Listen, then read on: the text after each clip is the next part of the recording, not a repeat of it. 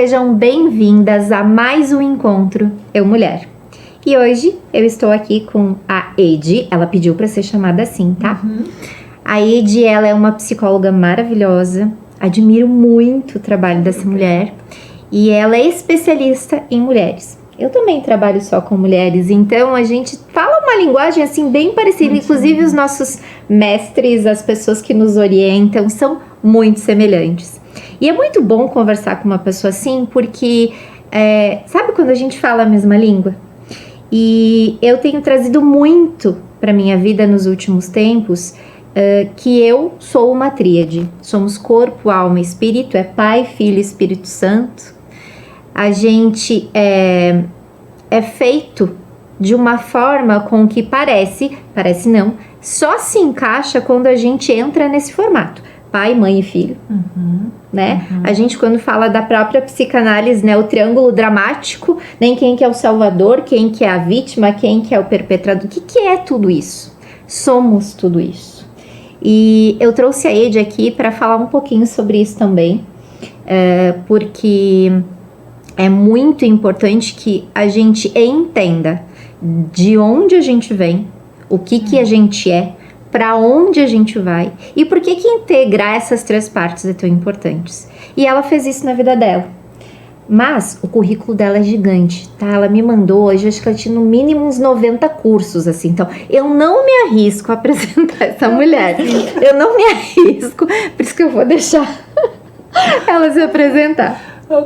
É tão engraçado, né, Nai? Porque o currículo é solicitado, né?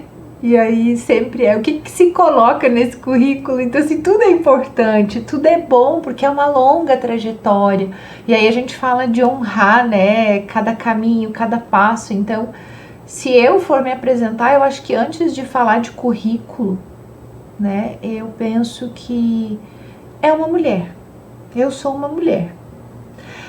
Em processo porque eu não me vejo nem perto de estar pronta, né? Eu não me vejo nem perto de alcançar aquele lugar de, agora eu tô curada. Né? Eu brinco assim, que eu te falei isso, ontem, né? Não, escutem. Que quando você entra na vida espiritual, é ladeira abaixo, né? É só ladeira abaixo. Todo mundo acha, tipo assim, a pessoa vai se iluminar. Esquece, quem se iluminou foi Cristo e Buda. E a gente tem aí umas suspeitas, né, de alguns outros, a Madre Teresa de Calcutá. Mas foram pouquíssimas pessoas que chegaram nesse lugar. Mas eu, né, e acredito que você também, nós estamos caminhando para tentar encontrar essa paz, essa plenitude, esse estado interno. Porque para mim a presença de Deus é um estado interno, né? Eu estava meditando ontem e eu falo uma frase, né? Eu sou a presença de Deus aqui e agora. E aí eu me senti de um jeito diferente, não especial, mas eu comigo mesma, o meu estado interno de como eu estou. Então, me apresentar é sempre conflituoso, porque para me apresentar eu tenho que dizer de onde eu vim, né? Para poder chegar aonde por que tu chegou nesse lugar? Então, eu gosto de dizer assim, eu tenho pai e tenho mãe, né? Sim. E não nasci numa família convencional, bonitinho, pai e mãe casadinho, família bonitinha, não. Lá o negócio, os paranauê lá eram bem confusos, então eu venho de uma família disfuncional, eu tenho um irmão, o meu pai é alcoólatra, minha mãe é uma codependente, muitos desafios relacionais, então assim, muita violência, maus tratos, negligência. E não é à toa que eu fui para a área da psicologia. Mas antes disso eu casei aos 17 anos, tive meu primeiro filho, que é o Marco Antônio de 28. Depois aos 19 eu tive a segunda filha, que foi a Júlia. Aí no meio do caminho eu entendi ali que eu precisava buscar ajuda, então eu comecei meu processo terapêutico, né, que eu comecei a conhecer a psicologia, a Júlia, então já fazem 24 anos. Porque a Júlia tinha 1. Mas ainda como paciente. Como paciente. Eu comecei o meu processo de autoconhecimento há 24 anos atrás. Quando a Júlia tinha 3 para 4, então eu decidi que eu ia estudar, eu queria ser advogada, eu não queria ser psicóloga. Aí eu prestei vestibular, não passei. E aí eu pensei, mas no próximo vestibular eu passo. E aí o pai dos meus filhos, o meu marido, ele dizia assim, não, você não vai estudar de noite, e direito só tem de noite, tu não precisa disso, porque tu não precisa nem estudar, essas coisas, né, que a gente vem de família tradicional. E aí eu passei na psicologia e falei, eu vou estudar assim. E na primeira aula, eu não vou lembrar exatamente, mas eu lembro do rosto do professor, eu não lembro o nome dele. Ele fez uma dinâmica, colocou a gente num semicírculo e entregou um bombom para cada um.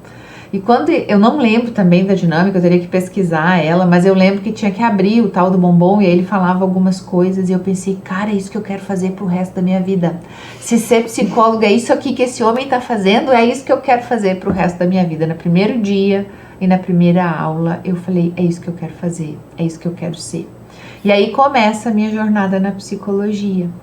No primeiro ano de graduação eu me deparei com a história psicologia sistêmica, família, casais. Então, lá em 2013, eu comecei a estudar casal e família, psicologia sistêmica, entender as relações das pessoas. E então segui estudando, voltei para o Rio Grande do Sul, porque eu morava em Goiás, casei, fui morar em Goiás, voltei para o Rio Grande do Sul. Quando eu voltei para o Rio Grande do Sul em 2004, logo em seguida eu engravidei do meu terceiro filho, que é o Luiz Henrique, que vai fazer 20 anos e agora em janeiro. E aí tranquei a faculdade, aquela história toda, né, filho pequeno, tranca a faculdade. Mentira. Fui pra faculdade grávida, fui com o Luiz Henrique até o sexto, sétimo mês. Ele ia no bebê conforto, mas aí foi ficando difícil, então fazia uma disciplina por semestre. Em 2006, então 2005 o Luiz nasceu, em 2006 o pai dos meninos sofreu um acidente e faleceu. E aí eu começo toda a minha jornada de maternidade solo. E aí eu começo a entender esse feminino, né? Como é que essa mulher é, todas as neuroses, os traumas. E como ser feminina tendo que atuar em dois papéis. Não tem feminina, não existe feminina. As pães é pãe mesmo, né? É. Vira um pãe por um tempo. Vira, porque você precisa da força para cuidar, para seguir o mundo, para se colocar no mercado de trabalho, tem que sustentar, assumir as questões que eram o masculino que assumiam, não tem mais o compartilhar, né, as responsabilidades com as crianças.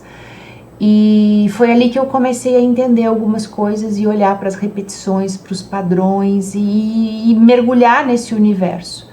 Então foi desafiador também concluir a faculdade, porque daí eram 3 crianças, estudar, trabalhar, sustentar a casa. Então assim, eu levei 13 anos para concluir a faculdade. Foi bem complexo. Aí eu fui, por isso que tem tanto curso, porque aí eu fui estudando outras coisas que me demandavam menos tempo, que eu conseguia exercer outras funções. Então eu tive salão de beleza, eu tive loja de roupa, eu tive consultoria, eu tive escritório de representação. E aí eu ampliei o meu leque na visão de empresária, empreendedora, né? Então eu tenho uma visão de negócio. E aí quem é essa mulher no meio disso tudo? Então E como ser mulher também, não tinha mulher, eu era um trator. Uma reta, eu brinco que não é nem trator, era reta escavadeira, né? Porque onde passa leva tudo, tipo, resolve tudo, arruma tudo, ajeita tudo. Mas isso me deixou muito estressada. Então eu era uma mulher muito irritada, muito nervosa, muito brava. Isso acaba com a feminilidade. Então você olha e tem uma mulher feminina, né? Uhum. Porque a gente se arruma, eu me arrumava, me vestia bem, tinha salão de beleza, mas assim, por dentro era um homem. Então a minha história, né, ela aqui brevemente, em 5, 10 minutos, ela é essa, né? E aí eu me formo psicóloga em 2015, em 2016 eu já vou para pós-graduação, que é a especialidade em casal e família. Por quê? Porque eu comecei a entender na graduação que eu estava repetindo muitas coisas na minha vida. A orfandade dos meus avós, então os meus 2 avós, o paterno e o materno, foram órfãos de mãe muito jovens. Olha só. Então o meu avô paterno foi órfão de mãe aos 2 anos. E o meu avô materno, órfão de pai e mãe. Não, só de mãe. Só de mãe. Então, os meus filhos órfãos de pai, né? Uhum. Mas o meu avô paterno, órfão de mãe aos 2 anos. E o meu avô materno, órfão de mãe aos 8. Então, quando eu comecei a entender isso, eu falei, cara, alguma coisa aconteceu aqui que eu tô reproduzindo, eu preciso entender onde é que é, o que é esse negócio aqui? E aí eu fiz o primeiro estágio, os estágios de clínica foram em sistêmica e eu fui pra pós. E aí na pós eu comecei a ver assim, tem muita mulher repetindo. Tem muita mulher fazendo a mesma coisa que eu, sofrendo violência doméstica, vivendo essas repetições econômicas, financeiras, com dificuldade de se colocar no mercado, com dificuldade de assumir, né, o seu lugar de mulher na família. Como é que eu faço isso? E aí, em 2018, então, eu vou pro lado do coaching, um coaching sistêmico também. Então, tudo que eu fiz é sistêmico, muito mais sistêmico. Vou pro coaching e penso assim, cara, eu não posso ficar no consultório, porque se eu ficar só no consultório, eu não vou alcançar. E aí eu desenvolvi um programa que eu já tinha lá em 2011, chamado Mulheres em Ação. E aí eu começo a trabalhar com mulheres e mulheres e mulheres e mulheres e mulheres e mulheres e mulheres. E aí vem a pandemia e vou pro online, enfim, né? Então, é por conta disso, o meu olhar pro feminino, ele veio a partir do... As mulheres da minha família sofreram muito. A minha avó sofreu violência casada com o meu avô alcoólatra. A minha mãe sofreu violência casada com o meu pai alcoólatra. Eu vivi uma relação de submissão e abandono, né? Porque quando o pai dos filhos falece, não é uma coisa programada, claro, mas é um abandono, te vira sozinha. Simbolicamente é isso que significa, né? O significado é esse. E aí eu comecei a estudar sobre isso. E aí eu fui me especializando. Então, quando tu me perguntou assim, como é que eu te apresento? Eu falei, me apresenta psicóloga especialista em mulheres. Mas eu atendo os homens, eu incluí, né? Então, eu tenho uma área de atuação voltada para mulheres, mas os homens que me procuram têm problema com relacionamento com a mãe. Sabe que, pra gente ver como as histórias são parecidas, né? Uhum. Eu nasci numa casa onde tinha assim um pai, uma mãe e os filhos, né?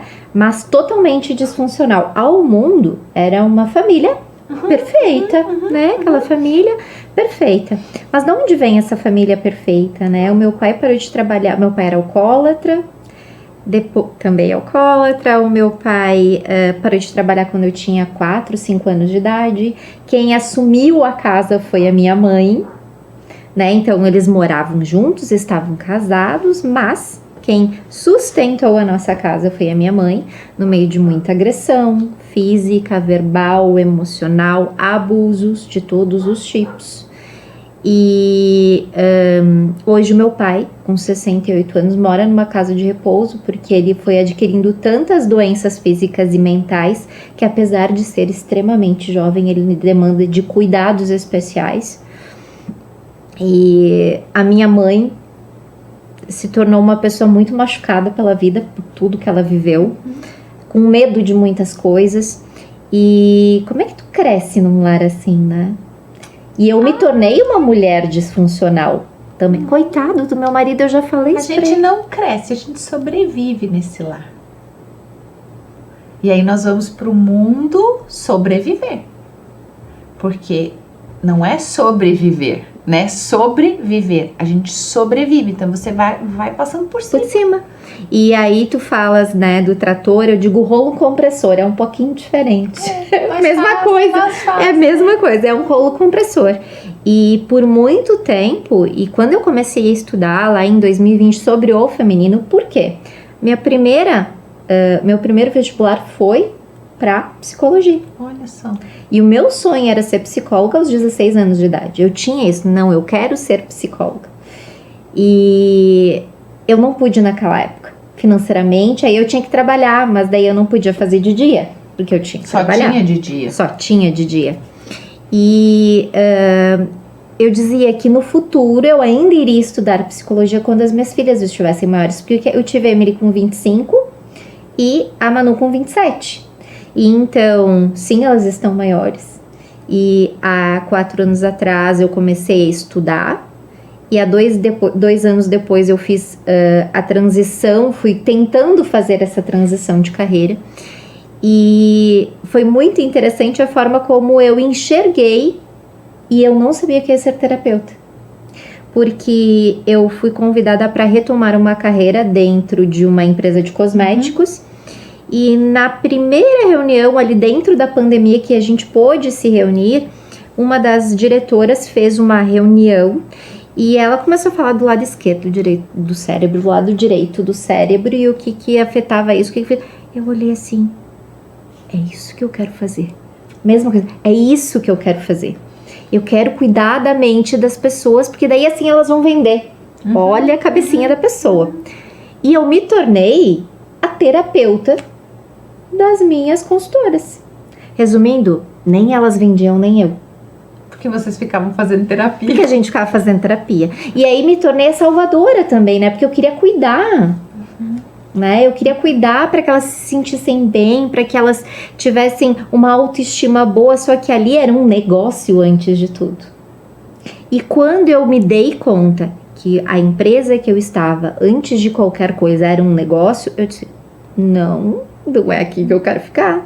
Porque pessoas, para mim, não são negócios, não são números.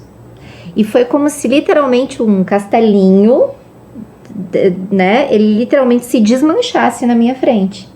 Porque eu achei que eu poderia conciliar naquele momento, né, e aí que eu fui me dar conta das feridas que tinham por trás disso. Mas eu achei que naquele momento, não é isso. Pessoas para mim não são negócios. Então, se eu tiver que trabalhar dessa forma nessa empresa, eu não fico aqui. E aí que eu fui trabalhar a transição de carreira. E entender, sim, que eu queria cuidar de mulheres, mas olhar para elas como seres humanos. E não como... E interessante você falar sobre casais também, Ed, porque surgem para mim muitos problemas familiares. E eu tive que restaurar o meu casamento também. Porque esse rolo compressor passou em cima do marido, das filhas, de quem tivesse na frente. E então eu não era mãe nem feminina. Feminina no sentido de energia feminina, né? Da essência que nos constitui, né? Então, o meu casamento destruído. Era assim, a gente se olhava e nem sabia por que estava junto. Hoje eu entendo que a gente está junto porque a gente é teimoso pra caramba e porque a gente se ama também. Sim, mas tem que ter algo, né? Não, mas a gente é muito teimoso, tanto eu quanto ele, nós dois temos uma personalidade muito forte. Somos água e vinho.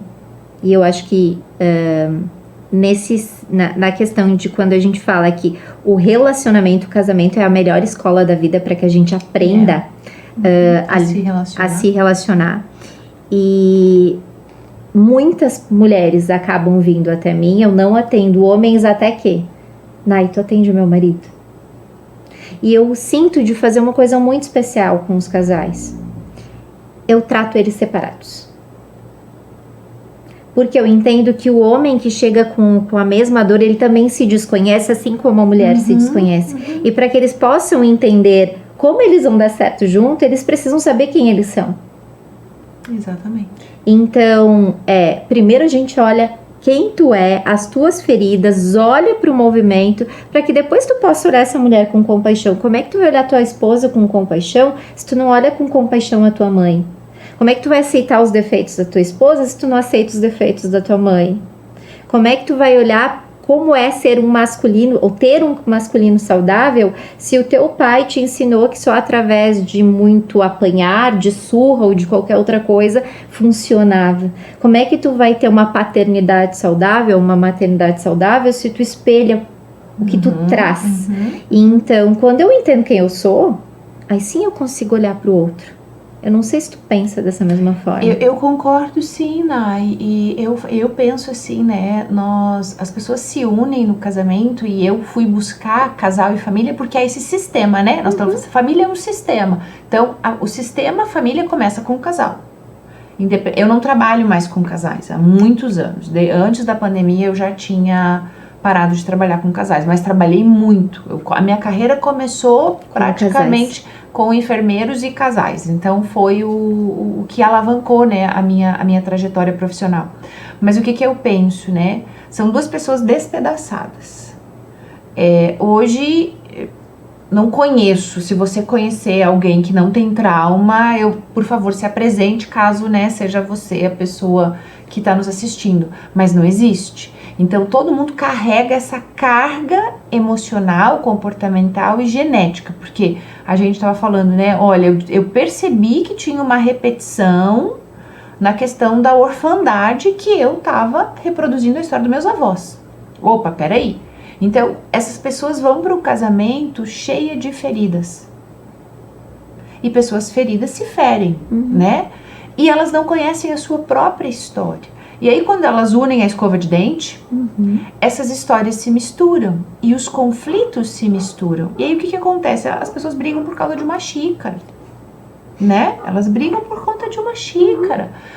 E por que eu tô brigando por causa dessa xícara? Por que você não fecha a tampa do vaso? Por que você não arruma a toalha? Por que você fica esperando que eu faça tudo? Porque isso é o que eu aprendi.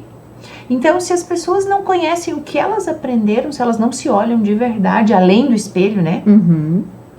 E fazem esse mergulho dentro de si, elas não conseguem se relacionar. Elas até ficam juntas. Mas a relação se torna tão conflituosa ou até pior do que era aquilo em casa. Então, assim, se o marido tá gritando com a esposa, é porque ele aprendeu a gritar. Se a esposa está submissa aos gritos do marido, é porque ela aprendeu a ser submissa, porque a gente tem um equívoco na percepção do que é submissão, né? Então, submissão é eu me submeto à missão que o outro tem, seja masculino ou feminino, claro. Não é se diminuir, não é ficar abaixo. Não é se diminuir, não é me submeter à violência, à agressão, ao desrespeito, aos maus tratos, né? Ou o do gosto dele, o desejo dele. Não, isso não é submissão. Isso é desrespeito. Então, quando a gente fala de olhar para uma relação, né, é o que cada um carrega no seu caminhão. Eu brinco assim, a gente vem de triminhão, né? Porque cada caçamba tem um pouco de história e aí tá tudo misturado ali. O que é da mãe, o que é do pai, o que é da avó, o que é da tia, o que é do bisavô, do trisavô. E como é que a gente vai se despindo disso que também tá junto? Mas muita coisa a gente não precisa carregar, que é entulho. Eu gosto muito de usar um exemplo que para mim fez muito sentido, é que quando uma pessoa ela entra num relacionamento, eu não vou de relacionamento atual, tá? Não é dos nossos pais nem dos que virão, mas nos relacionamentos atuais a pessoa vem pela metade, porque ela vem só uma cópia, né? É uma cópia de tudo isso que aconteceu lá atrás. Então eu gosto de falar que somos cópia até a gente descobrir a nossa identidade. É uma cópia pela metade, porque ela não tá inteira. A outra metade também, né? Outra pessoa também vem pela metade. Metade com metade forma um só. Só que para que um relacionamento dê certo, a gente precisa estar inteiro, o outro estar inteiro, um mais um formarem 2. Porque são 2 pessoas caminhando junto em prol de um crescimento. Quando elas vêm feridas, é um só. Como é que um sobrevive na vida de 2? E eu vou te dizer, eu vou complementar a tua fala, porque 1 mais 1 somam 2. Só que esses 2 precisam cuidar de um terceiro, que chama relacionamento. Se esses 2 estão pela metade, eles não cuidam da relação. Nem deles. E aí eles vivem uma relação de dependência e codependência, não uma relação funcional e saudável. Porque essas 2 pessoas, elas precisam falar assim, eu não cuido dele, ele não cuida de mim, nós 2 cuidamos da relação. Porque o que eu faço e o que você faz compromete a relação. Então, se eu grito com a Nayara, eu tô prejudicando o relacionamento, porque o impactado não vai ser a Nay, vai ser o relacionamento. O relacionamento vai sofrer. Se o rolo compressor passar por cima do marido, não é só o marido, é a relação, porque a relação se estremece. E esse é o nosso desafio, né? Mulheres improváveis, cheias de traumas, homens improváveis, cheios de traumas. Como é que essas pessoas se unem e aprendem a desenvolver um amor que não maltrata? Porque nós precisamos construir um amor que não maltrata. E aí tu começou, né? Nós vamos falar de corpo, alma e espírito. E aí a gente começa, né? Corpo, o que é corpo? O que é alma? O que é espírito? Então é esse cuidado. Vamos começar por essa expressão, né? Eu não sei cuidar de mim. Como é que eu vou cuidar do relacionamento? Aí eu exijo que você cuide de mim. Aí eu exijo que você faça coisas pra mim. Aí eu tenho expectativa que você resolva as minhas coisas. Porque eu não consigo lembrar que eu tenho que tomar água. Passa dias tomando um copinho de água, né? Isso é corpo. a alimentação, o sono, o desenvolvimento do intelecto, da inteligência, a nossa busca incansável, né? Porque eu falo assim, eita buscadora, tipo assim, né? Por quê? Porque quando a gente vai conhecendo um pouco mais sobre as coisas, a gente não quer parar nunca mais. Não quer parar. E eu tenho um questionamento que eu falo muito, assim. Quando eu descobri que a vida não é só isso, não é só o que eu vivo, que existe um mundo gigantesco e vasto. Às vezes não, meu marido ainda me critica sobre isso, né? Porque os homens têm um pouquinho a mentalidade um pouquinho do mundo do homem é diferente, o mundo do homem. E eles, mas o que tu busca tanto? Aí tu não para numa coisa, tu tem que fazer outra. Aí eu Essas assim, somos nós, essas somos nós. Então assim, ele fica, o que tu tá fazendo que tu tá ainda procurando? O que tu tá procurando? Eu disse assim, o que eu ainda não conheço.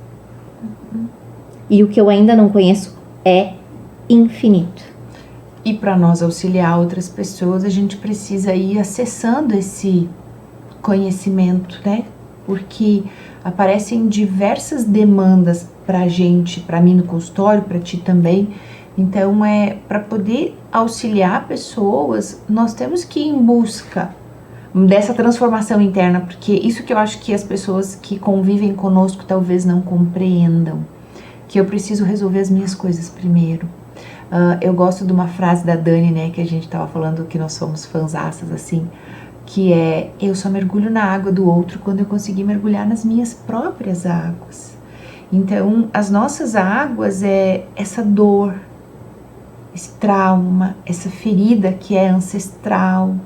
Então, como é que a gente faz? Tu imagina, aí embola isso tudo no casamento, embola isso tudo numa relação profissional, embola isso tudo nas relações de amizade. Sem falar na bola que existe dentro da gente. Não, é que aí é uma bola contra bola, e aí vem o gato ali e faz todo aquele emaranhado, né? Então haja tricô, haja desemaranhar tudo isso. E eu não sei se talvez, Dani, tá falando a Ed, tu também sintas isso, né? E eu falo isso porque esse sentimento que eu e a Ed estamos falando é o sentimento que tu tá sentindo provavelmente atrás aí dessa tela. Uhum. Porque eu quero buscar, mas parece que eu nunca me encontro. E eu busco e parece que ainda falta. Mas não é só uma falta, que aí eu acho que entra a espiritualidade. Porque a gente falou de mente, dessa buscadora, de modificar esses pensamentos. A gente falou do corpo que precisa estar saudável. Mas aí, o buraco que falta, ele tem a ver com a nossa essência. E a essência a gente encontra na espiritualidade, pelo menos é onde eu tô encontrando a minha. Porque eu falei tanto tempo sobre isso, e eu, Nayara, estou me encontrando na minha essência há pouco tempo. Porque eu senti que eu permeava por lugares, por pessoas, por cursos, por livros, né? Nossa outra mentora fala muito que a gente busca e não encontra. Porque faltava algo que eu ainda não tinha mexido. E aí, quando a gente mexe na questão da espiritualidade, do ser, da essência, parece que, pelo contrário, né? Parece que o buraco é maior ainda. É que aí, né, essa é a minha percepção, essa é a minha jornada, né? Porque dentro da espiritualidade, cada um de nós tem uma jornada. E cada um de nós vai se descobrindo, né, dentro desse caminhar, algo que vai fazendo sentido. Então, eu gosto muito do livro do Viktor Frankl, né, que é Em Busca de Sentido, porque é isso, a espiritualidade é um sentido, eu vou buscar o sentido de algo. Mas como é que eu busco o sentido de algo com raiva? E não é que não tem que sentir raiva, porque eu já gosto de fazer esse adendo, a gente deve sentir raiva, porque a raiva é boa também, senão nós viramos, né, água parada. Não, então precisa de raiva. Mas a raiva que eu falo é uma raiva agressiva, é uma raiva que te consome, é uma dor, é um julgamento, é um remoer, né, é o ressentir. Então, na minha jornada, eu precisei acolher isso. Eu acredito que o processo começa quando eu falo assim, tá bom, então tá, agora eu consigo ver o que é que me constitui e paro de brigar com isso que me constitui. A aceitação. O sim. É isso, é o assentir, é o sim. Então assim, sim, eu sou a minha história. Eu só sou a profissional que sou a mãe que sou a parceira, amiga, a empreendedora, a empresária, a mentora que sou graças a tudo que eu vivi. Essa frase ela é linda e tem muita gente que repete ela como uma frase de coreba, né? Mas não é. Porque encontrar o sentido é sentir isso. Então, a minha jornada começou por aí, eu fazer as pazes. E olha só, por isso que eu falo que é ladeira abaixo. Porque quando você pensa que parou, você vai cair mais um pouco. Porque aí você lembra de outra coisa e acessa outro aspecto do trauma e vivencia situações lá que você acessa, né, dos bisavós e vai olhar para aquilo e vai entender que aquilo está na tua vida reverberando ainda. Então, é um processo. Mas o primeiro passo para mim foi esse. Encontrar um pouco de paz numa mente barulhenta. Porque quando nós crescemos num ambiente caótico, o caos se instala. Então é igual o aplicativo lá que a gente instala no celular. Instalou. Como é que desinstala?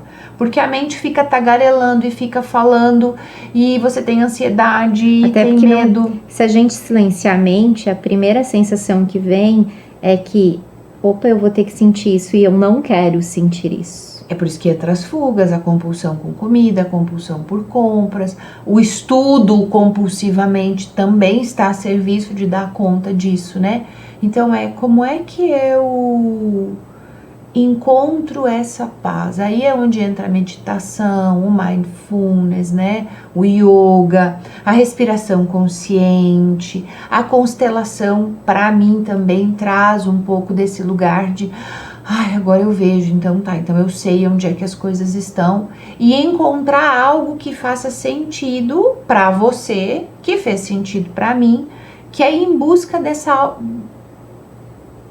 figura, desse algo maior, que é o universo, que é Deus, que é Javé, que é Jeová, que é Buda, que é Hare Krishna, que enfim, né, que é a terra, que é a natureza, porque daí para cada um é uma figura. Mas o que é essa espiritualidade? É você acreditar que tem algo maior do que eu, do que você, que eu não posso ver, que eu não posso tocar, mas que eu posso sentir. E me entregar a esse algo maior, a esse cosmos, a esse universo, a esse quantum.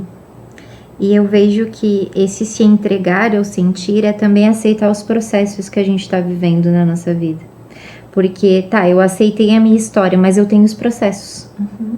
E dentro desse processo, que acho que foi onde foi a minha caminhada, então, de olhar para esse processo e dizer, ok, eu não sei do que se trata, sabe? Eu não sei, e eu não quero saber do que se trata. Eu só quero viver e entender o que isso está querendo me ensinar.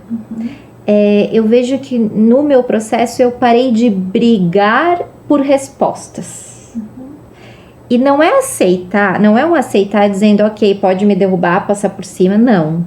É um aceitar consciente, é um parar de brigar com o mundo, é um parar de brigar com, literalmente dizer o tempo da guerra acabou. Só parar de contestar o que vem. E olhar para o que vem como algo que pode me ensinar muito e que com isso eu vou crescer muito. Então, contextualiza também com o que tu trouxe do consultório, porque como eu vou olhar para a dor de uma pessoa e entender a dor dessa pessoa se eu não passei por isso? Então, eu vejo que quando a gente entra nesse mundo espiritual, e principalmente nesse mundo sistêmico, Deus, ele nos forja o tempo todo. Para quê? Para que a gente tenha ferramentas internas para levar a informação. E a vivência e a experiência do sentir no corpo e na alma é o que vai trazer essas ferramentas. Não é o livro. Não, é que o livro é teoria. O livro nos ajuda, mas ele é teoria, né?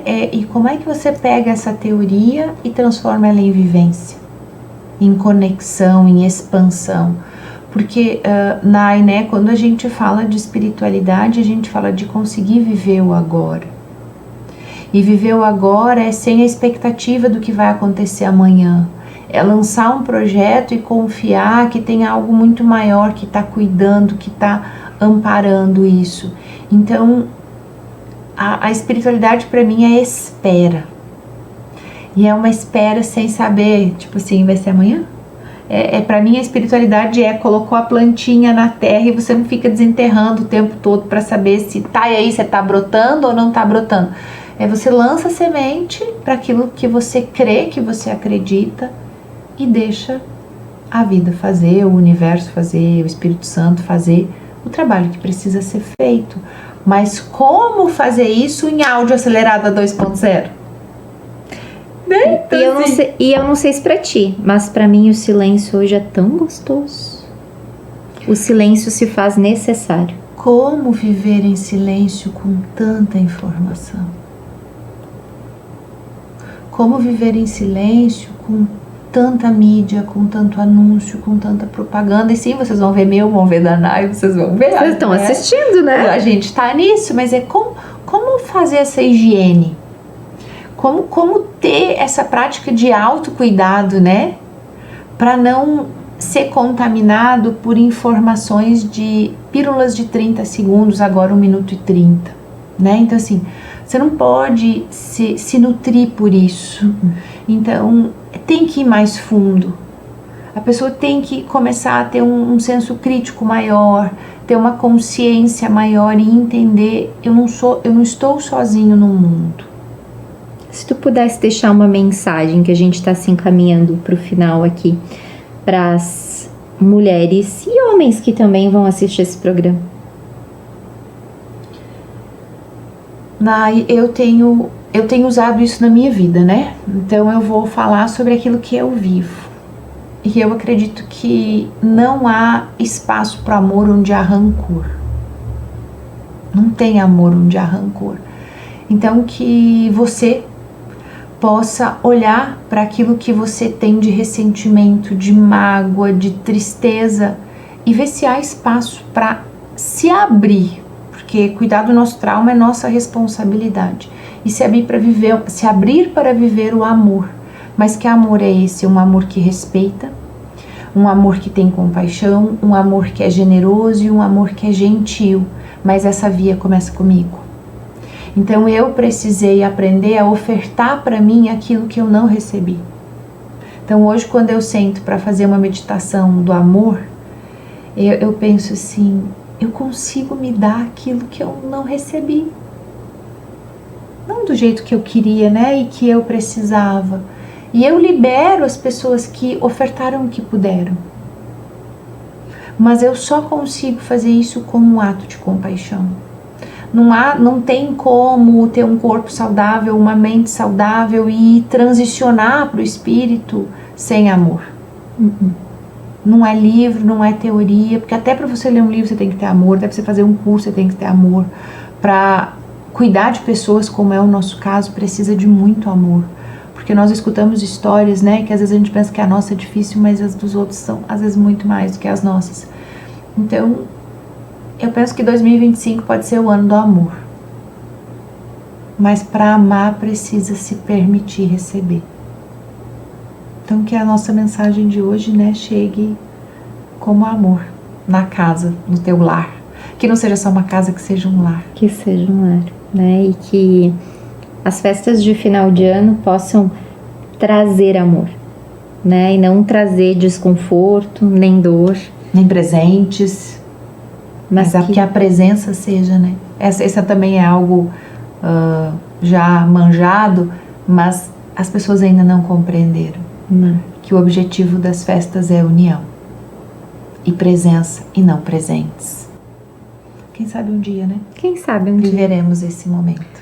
Muito obrigada a todas e a todos que nos acompanharam, Edi. Muito obrigado pelo teu tempo, pelo teu carinho, pela tua sabedoria. Pela nossa. E para que as pessoas possam conhecer o teu trabalho, acessar o teu trabalho, onde é que elas te encontram? Me encontram no Instagram, Edi Giordani Camícia. Me encontram no YouTube também como Edi Giordani. E se precisarem, pode me mandar direct até aqui, né? Eu vou deixar na descrição de vídeo telefone, Instagram, para que as pessoas possam acessar. Vai ter o meu Instagram, meu telefone e também. Eu respondo, sou eu que respondo, tá? Porque as pessoas falam assim, tu não responde. Não, eu respondo. Então, eu gosto muito de interagir, fico à disposição. Então, muito obrigada a todas. Eu atuo como terapeuta, como mentora, consteladora também. E estou à disposição para quaisquer dúvidas. Desejo a todos boas festas, um excelente final de 2024 e que 2025 venha cheio de bênçãos, de luz e de muito amor. Muito amor. Que Até assim mais. seja. Até mais.